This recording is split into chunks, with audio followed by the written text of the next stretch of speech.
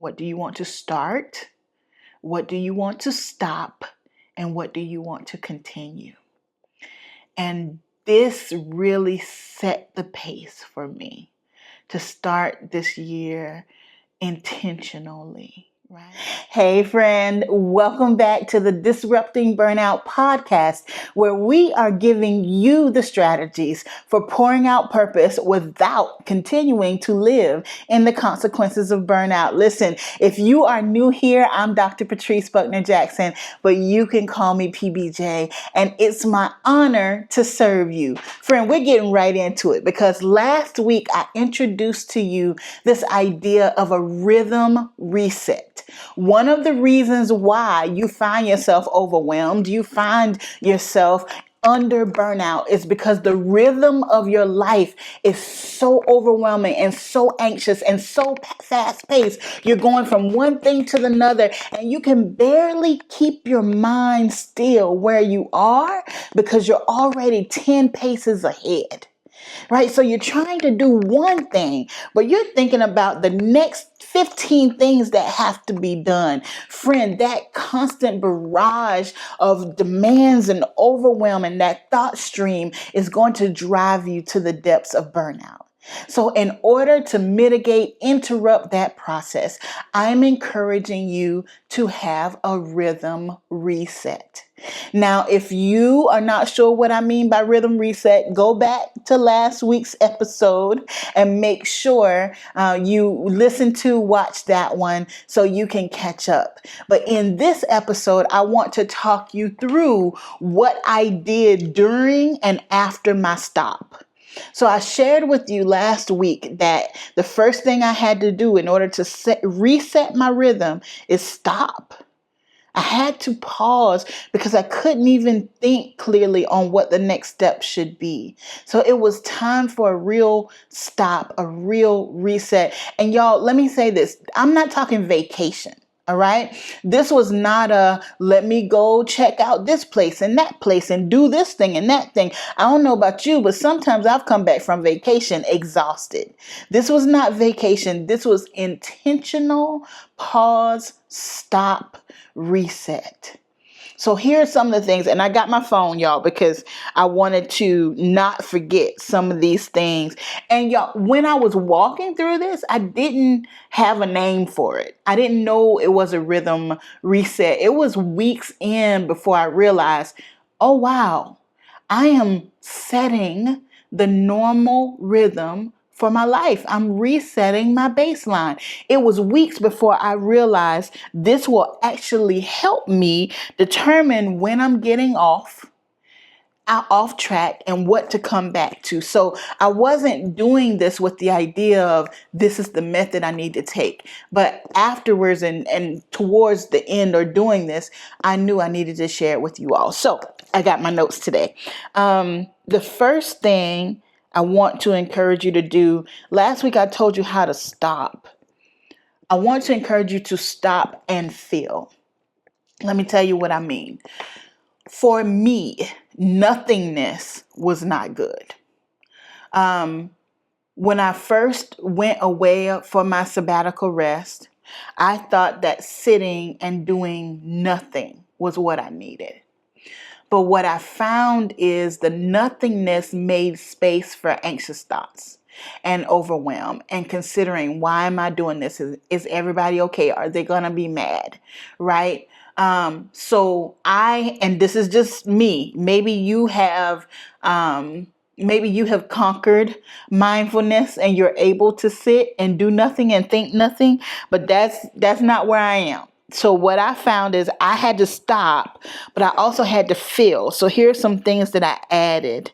PBJ, I can't stop.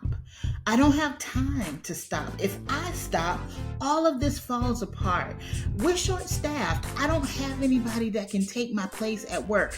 I don't have support at home or at work to stop. Friend, if any of these thoughts come to mind when you think about taking a break, you are the person who needs to stop the most. I want to offer you our stop plan. Simple. I want you to use the same strategies and wisdom and skills that you use at work. And I'm going to guide you to using those strategies to plan micro breaks. I'm not talking about a month sabbatical, but can you incorporate micro breaks into your life as a regular rhythm of rest so that while you are serving, while you are giving, you can have moments of revival so that you can live the life you're living sustainably? Friend, you need to grab this stop plan. Make sure to click the link in the show notes or wherever you're watching or listening to this so that you can get what you need right now. It can't wait. I know you do a wonderful job, but people don't know what it cost you to be you. And you know what the cost has been. It's time to stop. Grab the plan today. I started using the Dwell app. I love the Dwell app. The Dwell app is a Bible app where you can read the Bible, but it will also read it to you in the most soothing voices. And they have these ambiance behind the voices, sounds that bring peace. It has a daily sort of devotional thing that you can listen to, and it leads you to breath prayer. I have other Bible apps, but this app has made a difference for me because it brings me peace. So I started using the Dwell app every day, and this also gave me some relief of feeling like I had to be a Bible scholar. I had to dig in every day and learn something new, Greek and Hebrew words, and just the pressure of what it may look like to some to be a good Christian. Using the Dwell app, I was able to stop and reset even in my relationship with God, and to understand that He doesn't need my performance. He's not impressed by it. It's not needed. I am learning to just sit with Him, just to be with Him and be in His Word. So the Dwell app has been phenomenal for me in my stop. I also, when I came back home, there is a local greenhouse, and I love it. And I knew it was in our town. We've been here for about 5 years now. I knew it was there, and I had passed it a few times and kept saying, oh, I want to stop there one day. Oh, I want to stop there one day. Well, in this process, I went, and I went weekly. It is the most lush, beautiful place. And I'm so grateful. I don't even have to buy anything. There's a little grocery store that's connected to it, and it has local and locally grown and locally created, I don't know, goodies in the grocery store. It's the sweetest place to be. And it became my sabbatical rest when I'm at home. So if I have time or if I need a moment, I'll stop, get in my car, and go drive to the greenhouse. And I'll just walk through. I don't have to say anything to anybody. I can just be in the oxygen and be in the greenery and be in the beauty and learn about new plants I didn't even know existed. So the greenhouse has definitely become a part of my resetting. And as often as I can, my goal is once a week, but as often as I can, I just go and walk through. I just go and be there because it's a place of peace for me. I also set up some therapy appointments. I told you that a boundary of mine is I will always have a therapeutic relationship. But there are some times that I meet with them regularly, and sometimes I'm on the road or I'm good and I'm not meeting regularly. And this was a time that I wasn't meeting regularly, but I knew that I needed to. So I reset those appointments and even some new appointments and got back on track with therapy, and it was really good for me. I visited family and spent time with friends. And that may seem like a small thing, but when you are constantly running and serving, you feel like, oh, I'm with people all the time. But friend, that's not for you. That's for them. So you need to be with people where it's for you. And had the opportunity to spend time with family, and it was refreshing to my soul to be with my people, not just on the phone, not just on FaceTime, but with my people. So I was grateful. I was grateful for that. I brought some new plants into the house. Now listen, this sister over here, she hanging in, but she's not doing too well. So we're gonna work on this one, but this one's doing well. I at one time had so many plants in my house, and through moving, so we moved for a job, and then we moved after my burnout, and through moving several times in a short amount of time, I've given them away, and we don't feel like moving all these plants. So I found myself in a space where I really didn't have a lot of plants around me, and I loved them, and they fueled me. So I brought new plants into my life, and I decided that I want more fresh flowers this year. I love fresh flowers. So more fresh flowers have come into my life. People have sent me fresh flowers. So I'm restoring those things that I know I love. This may seem simple, but I reset my skincare routine. Let me tell you what I mean. So I had been running so hard that at the end of the day, the most I did was wipe the makeup off my face with a makeup wipe and throw on some moisturizer, and then I'm going to bed. And I don't know how I feel about saying that out loud. It feels a little embarrassing, but it's the truth. I had gotten to the point where I don't even have time to do the things that my body needs, craves, that relaxes me, that takes care of me. And I didn't even realize it had happened. I didn't even realize it had happened before I just stopped. In my time away, I was preparing for bed, and I thought, I used to have toner, and I used to have oils for my face, and I don't have any of that because once things ran out, I just didn't replenish them because I was running so hard. So in this time, I have reset my skincare routine, and I've settled into some products that are clean and comfortable and work well for my skin. And I have a routine. I have my makeup remover, not the wipes anymore. A shout out to Jasmine from my glam squad who told me to stop doing that. I have my cleanser and my toner and my oils, and the things that work for my skin. I have those things, and I take time every evening, not just for shower or whatever, but for my skin care.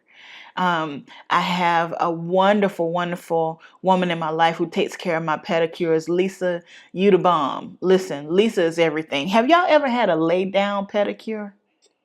No, I'm talking laying on a massage bed, warm, with a mask over your eyes. And Lisa is soaking your feet and getting to work to get them feet right. Friend, I'm saying all the things today. This might be too much for some people, but I'm grateful for Lisa. A part of my story is I had surgeries on my feet when I was a child. So I've always struggled concerning my feet. And Lisa is the most caring, detailed, sweetest person I've ever encountered that have made those experiences relaxing for me. But I also recognize that I'm going to see Lisa once a month, right? So in between time, what am I doing for my feet? I'm on my feet constantly.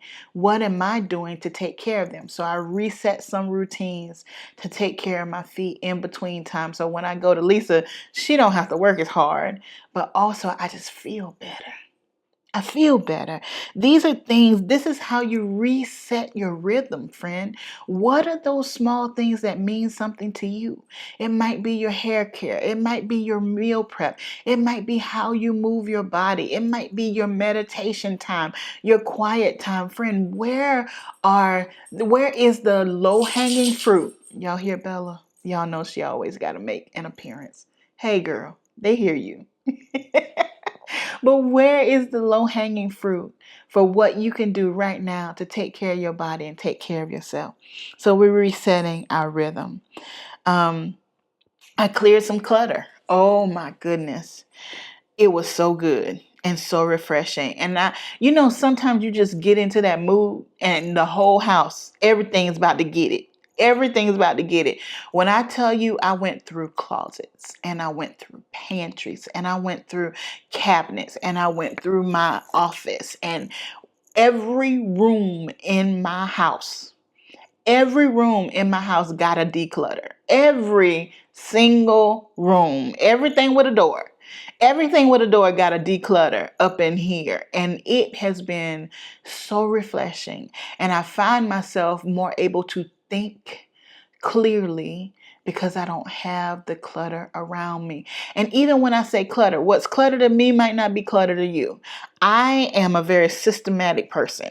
Everything has a place. I know where it is. And when I start to build things, keep things I don't need, stacks, that's a sign for me that I'm overwhelmed. And when I tell you I threw out outdated spices, I went through the whole pantry and got rid of everything that it was expired. I got rid of appliances we don't use, things that don't work. We reorganized. I'm telling you, this place got decluttered.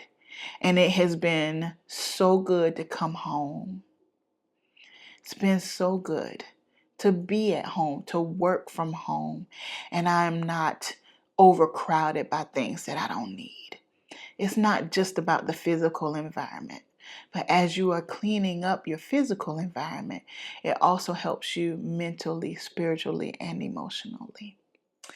And the last thing I'll give you today from resetting my rhythm, I got this from Mel Robbins. And Mel shared how each year she opens up her phone and goes to her photos and she reviews the pictures from the last year. So if I open up my phone and I go to my photos, and most of us live by our photos these days, and I search through by, let's say, search through by months, right? I go back to January 2024 and February 2024 and March 2024. And I went through those pictures, one, to remind me. It allowed me to have so much gratitude. The way that the year ended, I have found myself in a place where I'm like, throw the whole year away. Like, let's come on 2025. I probably should have slowed down. But anyway, come on 2025. Throw the whole year away. But what I found is the overwhelm had crowded my view and perspective of what the year was. And it might sound silly, but I literally opened those photos and said, I published a book in January. My first book. I did a book tour in January, February, and March. It's amazing how you forget things because of the season that you're currently in. So Mel talks about going back through those photos and finding things that you're grateful for. That was so good for me, to identify things that I'm grateful for throughout those months, but also to identify things that were maybe missing, what I need more of, what I need less of. Evaluate your year according to what those photos are telling you and determine how you want this year to be different, right? So she shared that you can make a start, stop, and continue list. What do you want to start this year? What do you want to stop this year? And what do you want to continue? Say it again. What do you want to start? What do you want to stop? And what do you want to continue? And this really set the pace for me to start this year intentionally, right? So one of the things that I noticed from last year is there were not a lot of fresh cut flowers in my pictures, right? So I determined that I want to surround myself with more fresh cut flowers. That may mean nothing to you. But for me, it brings me so much joy to see them, to smell them, to experience them, to arrange them. So that's a decision that I made. I also noticed that there was a lot of work in my pictures, but not a lot of fun. Now, work is fun to me. The travel is fun. Engaging with y'all is fun. Speaking is fun. So that I want to give credit to that. But also, I'm talking friends, family, fun. There was not enough of friends and family in my pictures for me. And I want to change that for this year. And we already started. We started in December and continuing. I want to make sure that there's more friends and family engagements, interactions, connections in this year. So that's something that I want to start. So you continue. What do you want to start? What do you want to stop? And what do you want to continue based on how your year was last year? So these are just a few things that I did or am doing to reset my rhythm. When we come back next week, I want to talk to you about some of the objections that you will have. Some of the PBJ, this sounds good, but I can't because of this. I can't because of kids. I can't because of work. I can't because I don't have support. I can't because I don't have family close. I get it. I'm not saying that this is just easy peasy. Just do it today. What I am saying is it's worth it. So, as always, friend, you are powerful, you are significant, you are brilliant, and you are loved. You gotta reset, friend. Your current rhythm is not sustainable. And if you keep living this way, it's gonna drive you straight to burnout. It's not a play game. It's not a game. Let's do it. All right? I'll talk to you next week. Bye, friend.